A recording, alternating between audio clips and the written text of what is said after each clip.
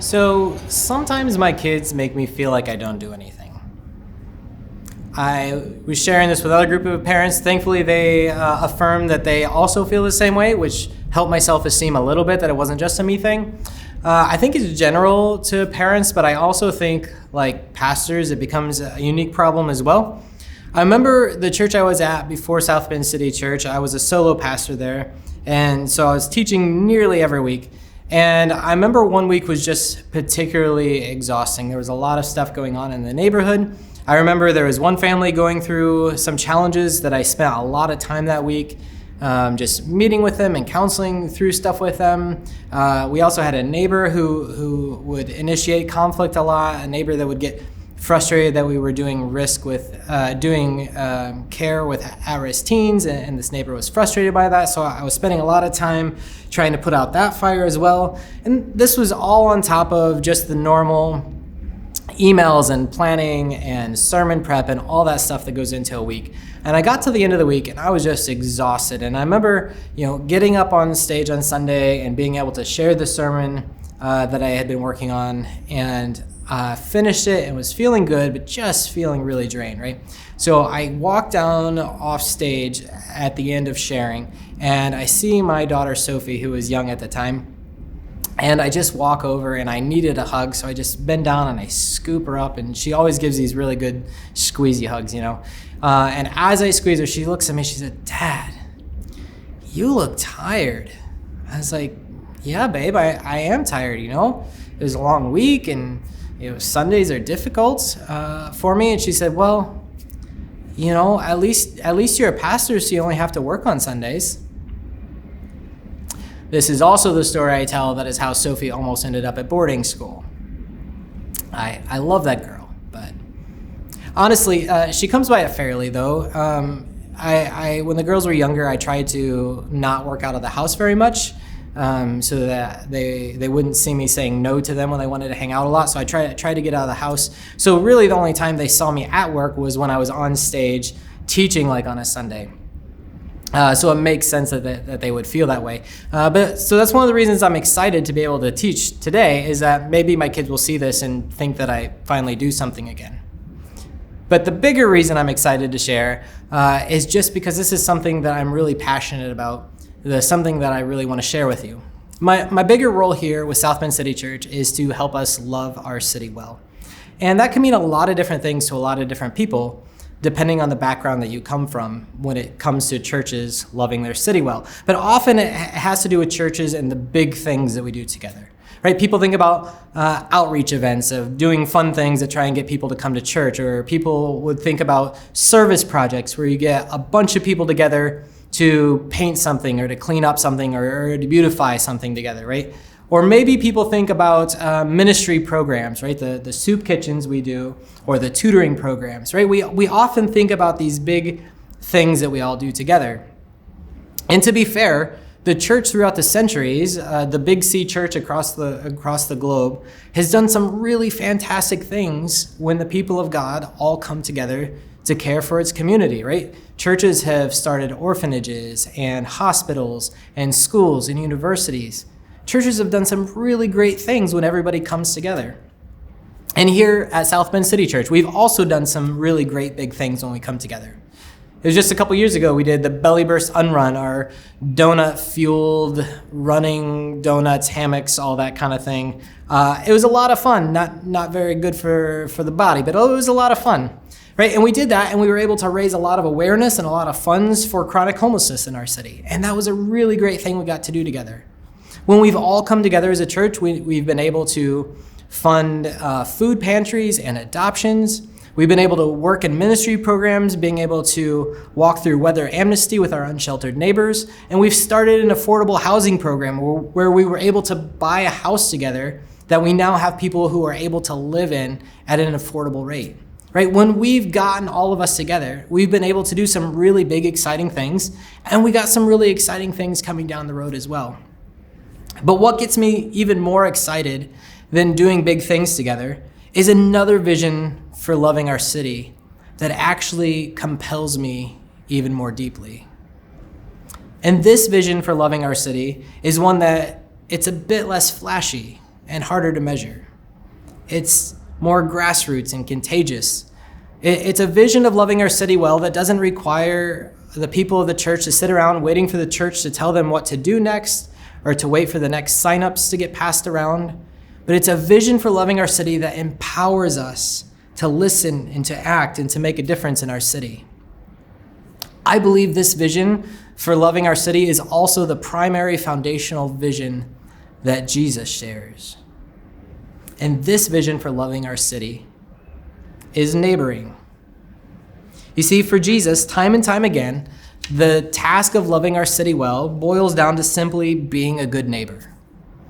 And one of the ways Jesus teaches us about being a good neighbor is by using the story of the Good Samaritan, which you can find in Luke chapter 10. If you're unfamiliar, it's a story about a man who's traveling from one city to the next, walking along the road. As he's walking along the road, a band of robbers comes up and attacks him and robs him and beats him and leaves him left for dead along the side of the road. He's badly in need of somebody noticing him, of seeing and responding to the needs that he has. Well, there are some people that come along over time. And the problem is the first few people that came along didn't stop and didn't care for him because they had other priorities that were guiding them and caused them to avoid the man and helping to care for him in his pain.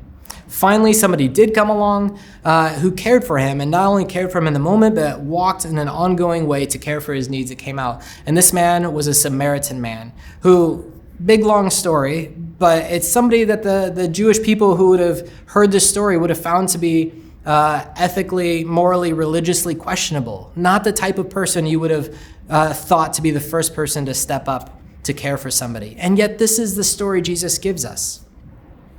It's a story that tells us that loving our neighbor is not about who is around us, but about who we are. Are we people who are able to see and respond to the needs around us? And this is my heart for South Bend City Church, is that when it comes to loving our city well, we would embrace that grassroots vision of simply being good neighbors, that we would be people who get really good at seeing and responding to the needs around us. So that's what we're going to talk about today and over the next several weeks. We're going to talk about all the different ways we can listen and respond to the needs around us. Today, we're going to start with a story that comes from the life of Jesus, that comes to us from Luke chapter 8, starting in verse 42. And it goes like this. As Jesus was on his way, the crowds almost crushed him. And a woman was there who had been subject to bleeding for 12 years, but no one could heal her. She came up behind Jesus and touched the edge of his coat, and immediately her bleeding stopped. "Who touched me?" Jesus asked. When they all denied it, Peter said, "Master, the people are crowding and pressing against you." But Jesus said, "Somebody touched me. I know that the power has gone out from me." Then the woman, seeing that she could not go unnoticed, came trembling and fell at his feet. In the presence of all the people, she told why she had touched him and how she had been instantly healed. Then he said to her, "Daughter, your faith has healed you. Go in peace." So here we have Jesus, who's living life, going throughout his day, and a woman who has this physical ailment, this physical condition that's been causing her to bleed endlessly for 12 years, which has caused all sorts of pain and all sorts of problems in her life. She comes up, she finds him, and in the middle of the crowd, she reaches out and touches his coat, believing that just touching Jesus will be enough to heal her. And sure enough, as she touches Jesus, power goes out from him, and the woman is healed. Now, there's a lot going on here in this story. There are themes throughout this story that we can't get fully into, but there are themes in this story on gender and power and religion and community and all sorts of really deep things.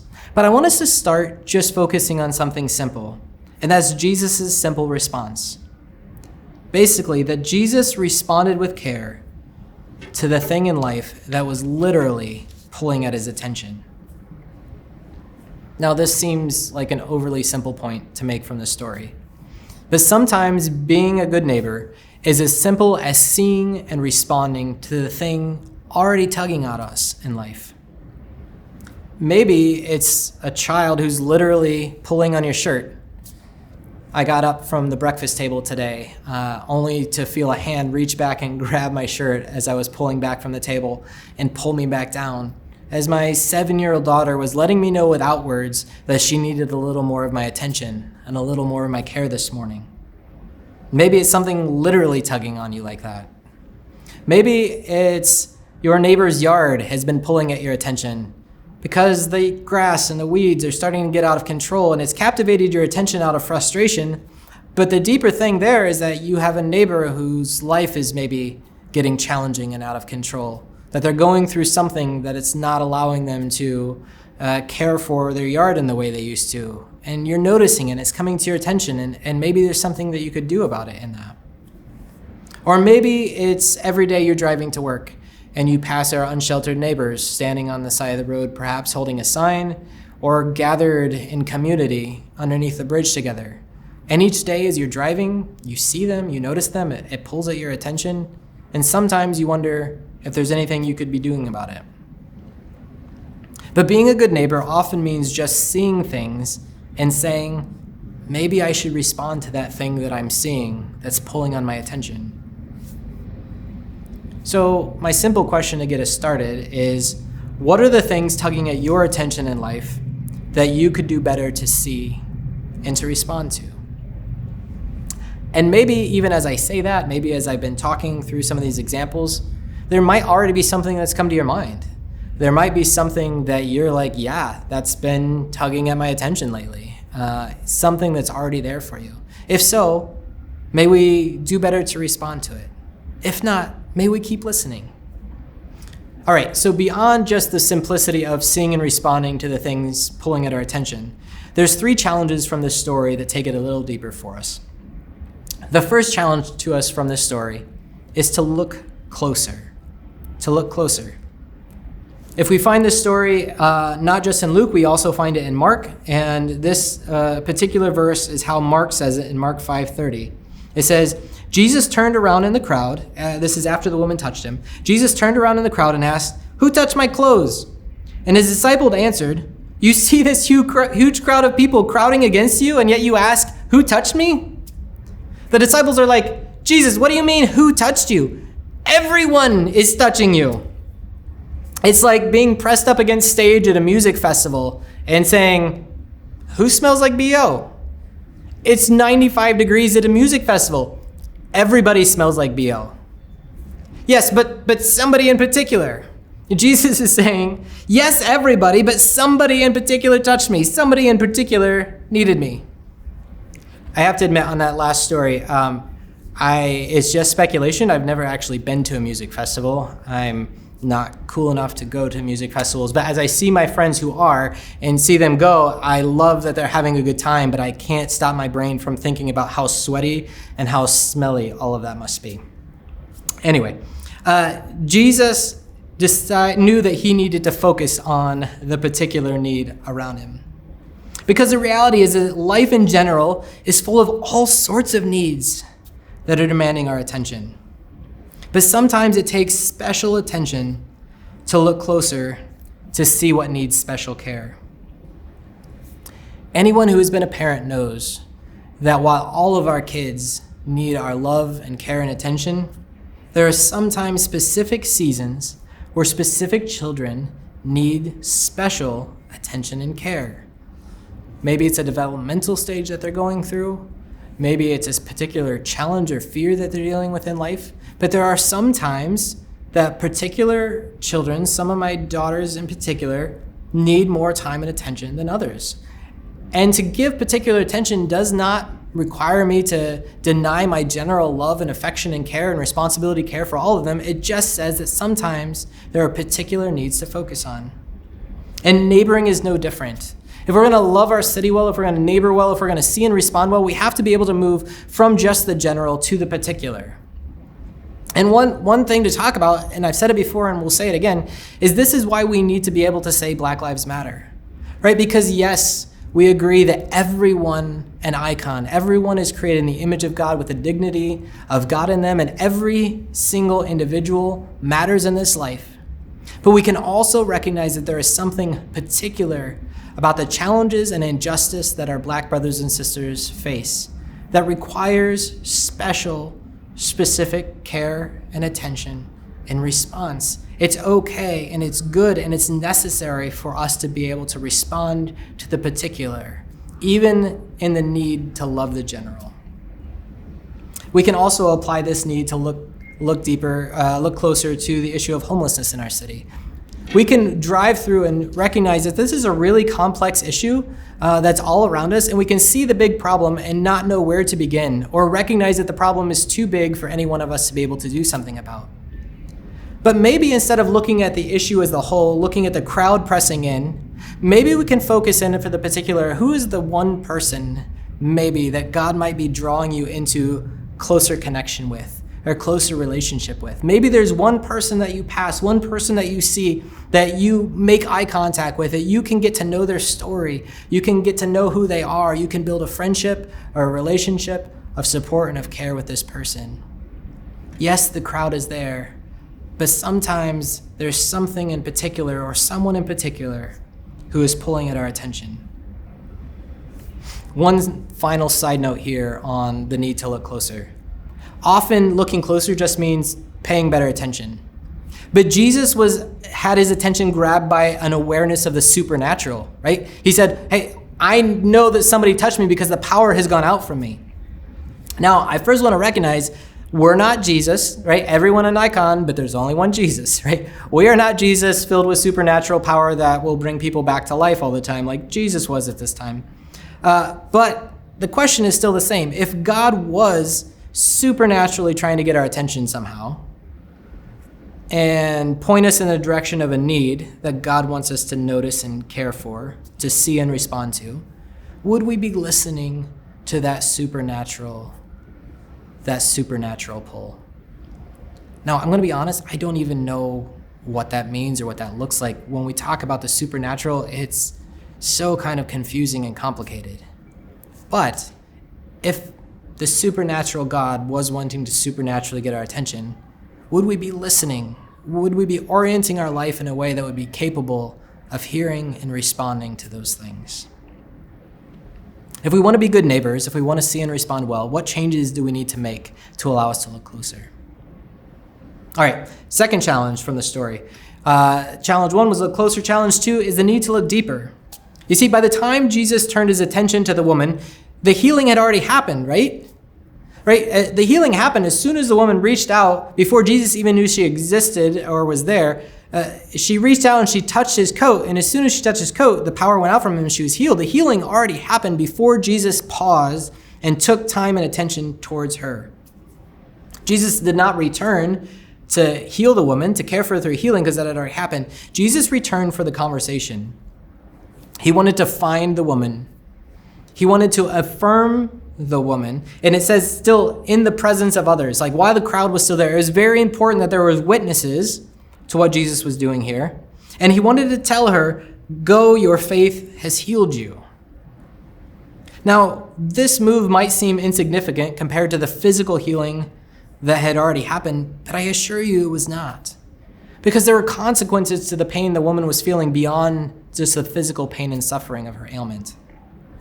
She would have been known as unclean in this community, and because of that, she would have been excluded from community life and excluded from church life. She would have had a reputation that was shattered, and people would have viewed her with mistrust. So even if she found physical healing, she still had all those social and emotional and reputational consequences that needed dealt with. And Jesus knew that. And Jesus returned not just to make sure she was healed, but to make sure she was healed emotionally and restored into community. Jesus knew that there was something more. Jesus knew that there was something deeper. It would have been so easy to assume that the healing was all without taking the time to look deeper and respond to the deeper needs as well. I think sometimes it's easy for us to do the same thing, to just look at the surface of an issue, to just look at the surface of what someone's going through and to respond to the surface without going any deeper. We can maybe just give a few words of advice of whatever comes to mind, right? Or we can maybe refer somebody along and just feel done with it. Or maybe we toss a little bit of money at something. And we respond in these simple ways that are still good ways, but we respond, and then too often we just kind of move on and wash our hands of the situation and leave our neighbors in vulnerable positions still. But what if we looked deeper and took the time to do that? What if we took the time to really listen and really understand? I think we might see that the most profound need for love is often something different than what first presents itself. Are we willing to look deeper and take the time necessary to love well? We're going to dive into this one a lot more next week, actually. All right, one final challenge, and it goes back to the initial story that we found in Luke chapter 8. As we got into reading the story, it started with this phrase that captured my attention: as Jesus was on his way. As Jesus was on his way. You see, this story didn't happen in a vacuum. It's not just that the opportunity presented itself and Jesus acted. Jesus actually had other things to do. Jesus was doing something already when the story came up. He was already on his way. Well, what was he doing? Maybe that thing that he was doing was less important than finding and healing and affirming this woman and restoring her in the community. Maybe that's why he had the opportunity to do this, because the other thing he was doing wasn't that important. Well, if we read the context of the story in Luke, before and after, we find the thing that Jesus was on his way to do was to heal a girl who was on her deathbed and dying. Jesus was on his way to care for somebody so they wouldn't die. And actually, by stopping to have this conversation and affirm this woman, the girl he was on his way to heal ended up dying. Now, Jesus is Jesus, so he was able to raise the girl back to life anyway. But that's less a part of the story here. Jesus was available to love the woman in our story here, not because he had nothing else to do. Jesus was able to care and respond to this woman because he was able to be flexible.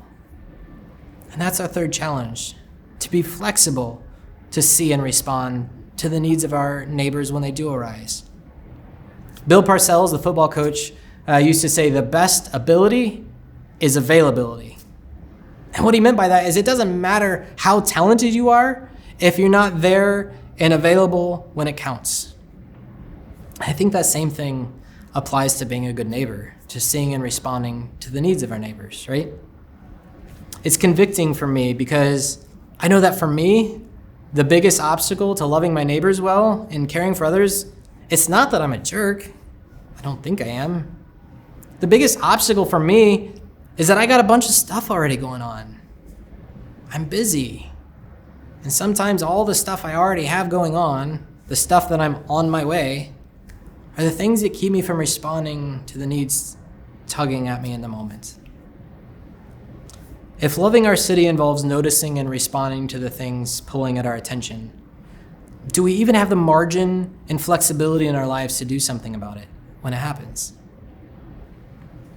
The story that makes me think about this more deeply happened when I was at the church previous to this, the Keller Park Church on the northwest side of town. Fantastic church, rooted in this neighborhood, doing really good work. I love the people there. During the time that I was there, we started as a really small church community.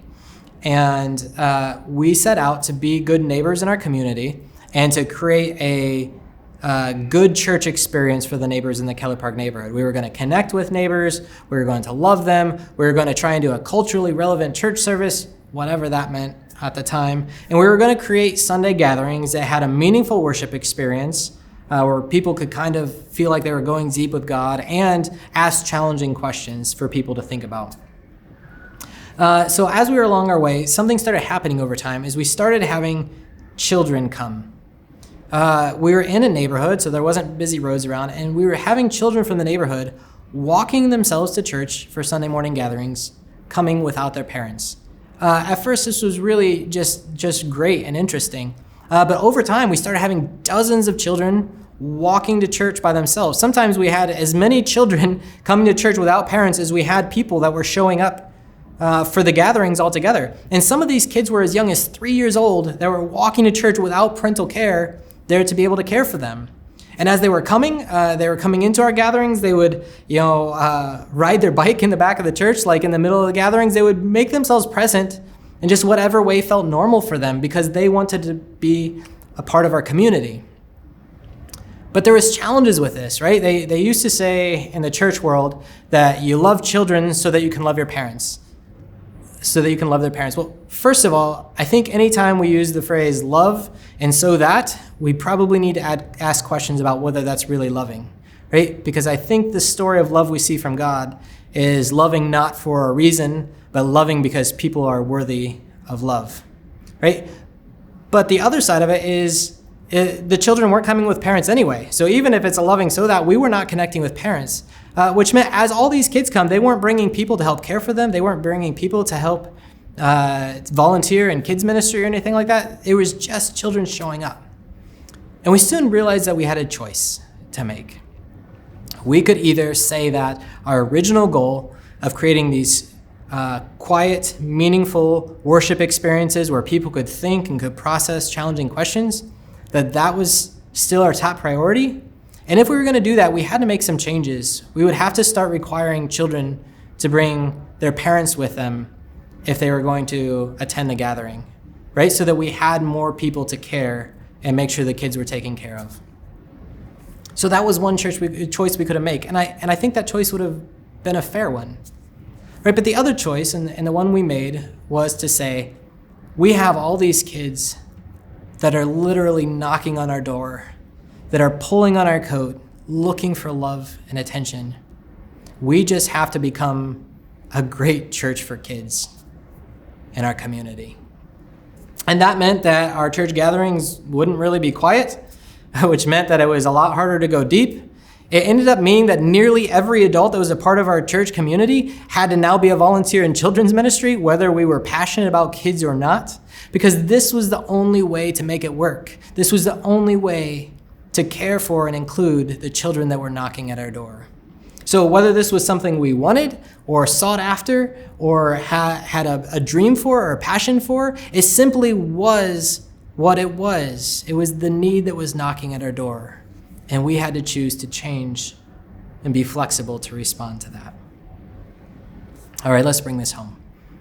Loving our city well and being a good neighbor means seeing and responding to the needs around us. So what is it that's tugging at your coat? Or what do you need to turn your attention more towards? Again, maybe you already know, maybe you're already thinking about this, and you just need to take a step to respond. Take a step to do something towards action. But if not, if you have uncertainty still, may we move forward and just tune in a little deeper and really be people that look for the needs in the world around us so we can respond. So here's why this is exciting for me. As a church, we're going to continue to do these great big things together when we all come together. There's actually some things coming this fall that I cannot wait to talk to you more about. There's going to be some great things happening. And that gets me excited, but I get super excited imagining the impact on our city if hundreds of us in this community are actively working to be better neighbors. Imagine the difference we could see in our city if we come together and each actively looking for the needs around us, and then responding with action when we see those needs, and then inviting other people into that. This grassroots action of being a good neighbor is contagious, and I believe can spread through our city and see lots of goodness come to South Bend. One last plug. If you follow us, hopefully you found out that we have on Facebook, Facebook's Not Perfect, is what it is. We have a Facebook group called the South Bend City Church Collective. And the South Bend City Church Collective is intended to serve exactly this purpose.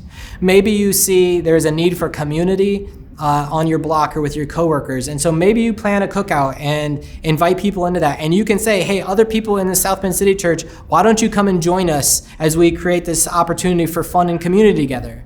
Or maybe there's a project that's out there. Somebody just posted the need, one of our foster families has a need to see rooms painted, right?